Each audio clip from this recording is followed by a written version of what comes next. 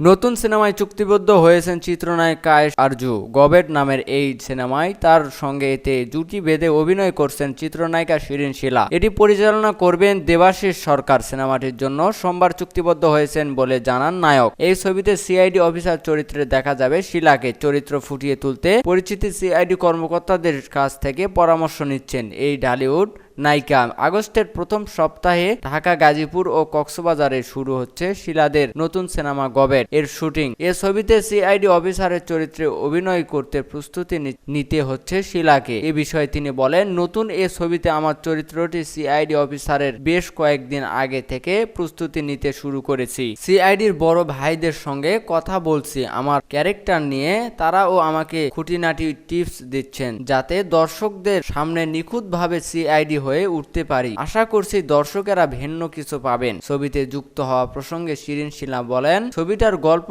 Different and interesting. পরে সেটাই মনে হয়েছে, তাই কাজটা করতে রাজি হয়েছি। আর সঙ্গে আছেন এক ঝাঁক গুণী অভিনয় শিল্পী। এই ছবিতে কাজ করতে আর ভাবতে হয়। সিনেমাটিতে আরজু শিলা ছাড়া আরও অভিনয় করছেন আবুল হায়াত, দিলারা জামান, নাদের চৌধুরী, সৌমু চৌধুরী, আহমেদ শরীফ,